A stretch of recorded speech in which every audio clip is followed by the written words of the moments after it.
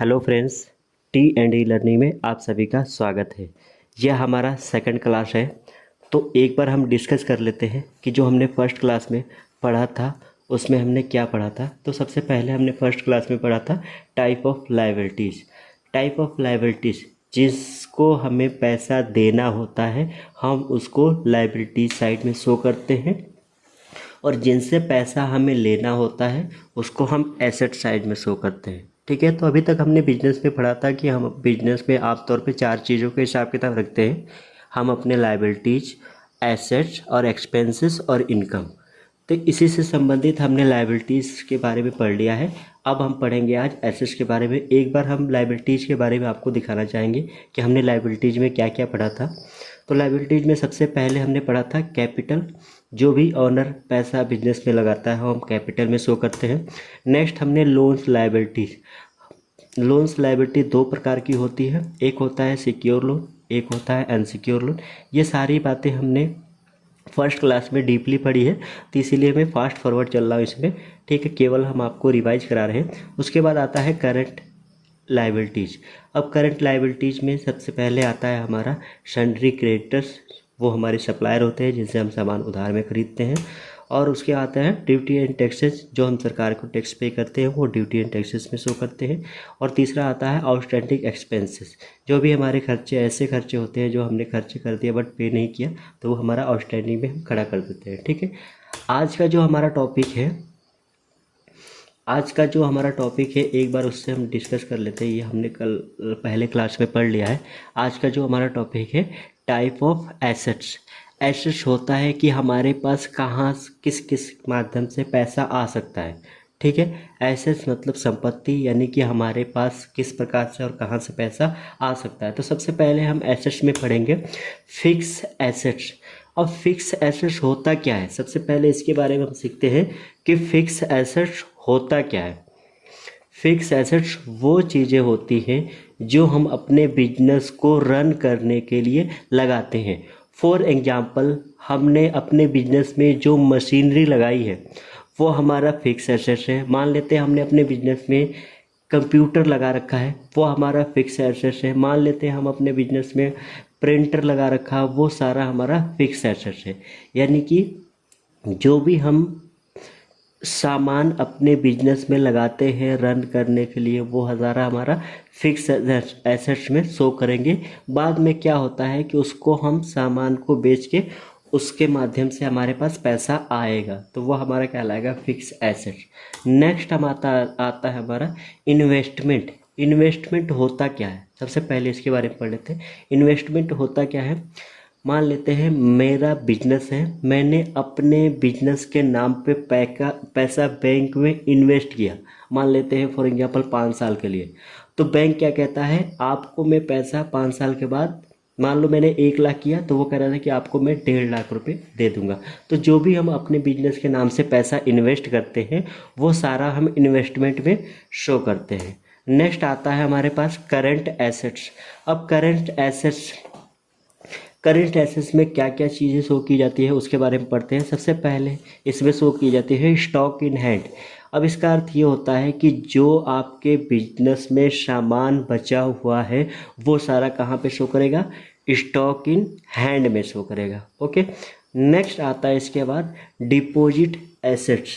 अब deposit assets ये होता क्या है, डिपॉजिट एसेट्स जो भी हम सिक्योरिटी के तौर पे पैसा देते हैं और फिर बाद में वो हमें मिल जाता है, यानी कि हमने सिक्योरिटी के तौर पे किसी को पैसा दिया तो वो हमारा कहलाएगा डिपॉजिट एसेट्स। हम उसको कहाँ शो करेंगे, डिपॉजिट एसेट्स। फॉर एग्जांपल मान लेते हैं कि मैं एक रूम किराए पे लेने आता हूँ, तो जो किराएदार मालिक है वो कहता है कि मैं आपको रूम तो दे दूंगा किराए पर, बट आपको सिक्योरिटी के तौर पे मुझे कुछ पैसा एडवांस में देना पड़ेगा। यानी कि 30,000 या 20,000 या 25,000 जो भी उनकी रिक्वायर हो, तो एडवांस में देना पड़ेगा। तो मैंने पूछा क्यों, तो उन्होंने बड़ा सिंपल सा छोटा सा जवाब दिया।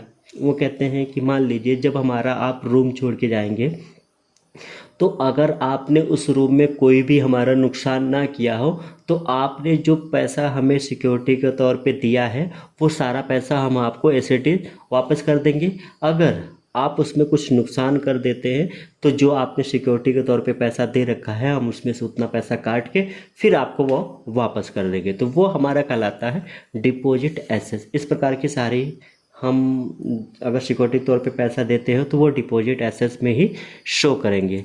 नेक्स्ट आता है हमारे पास लोन एंड एडवांस एसेट्स।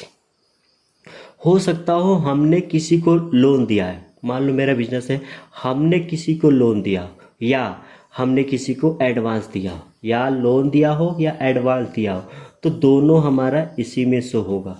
ठीक है, या लोन दिया हो या एडवांस। अब यहाँ पे लोन का अर्थ और एडवांस का अर्थ समझाना चाहेंगे। तो मान लेते हैं मेरे पास एक छोटू मैंने हायर कर रखा है अपने बिजनेस के हेल्प के लिए, बिजनेस में मेरे काम करता है, उसकी सैलरी है 5,000 रुपये पर मंथ। तो सबसे पहले मैं एडवांस का एग्जाम्पल समझा देता हूँ। उसकी सैलरी क्या है, 5,000 रुपये पर मंथ है, और छोटू को अर्जेंट, अब मान लेते हैं ये अप्रैल का मंथ चल रहा है, अप्रैल की सैलरी हम कब देंगे, मई में देंगे। तो छोटू को अर्जेंटली पैसे की आवश्यकता पड़ जाती है, तो वो आके हमसे बोलता है कि सर हमें 5,000 रुपये दीजिए, हमें बहुत आवश्यकता होती है, आप हमारे सैलरी में काट लीजिएगा। तो हम क्या करते हैं,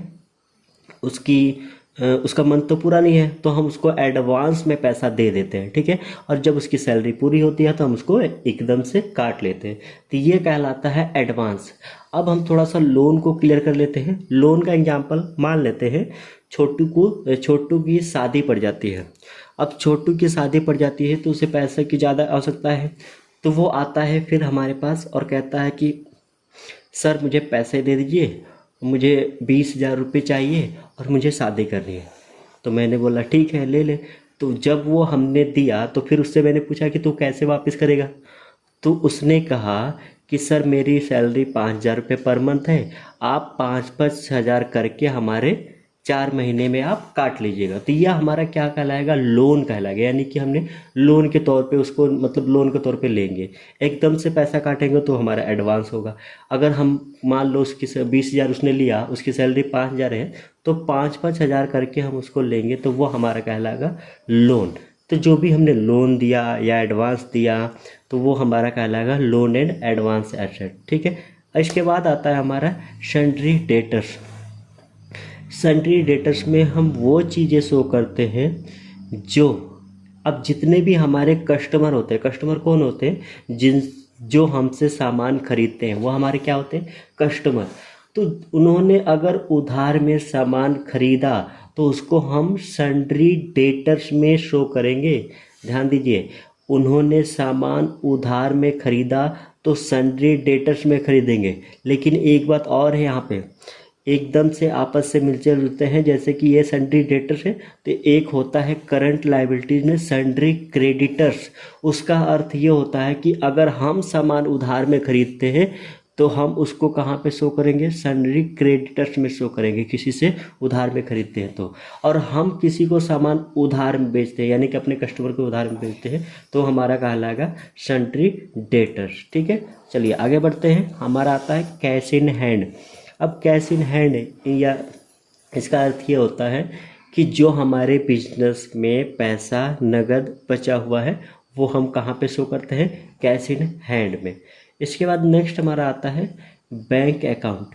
अब यहाँ पे इसका अर्थ हो कि हमारे बिजनेस के बैंक अकाउंट में कितने रुपए बचे हुए हैं, हम उसको बैंक अकाउंट में शो करते हैं।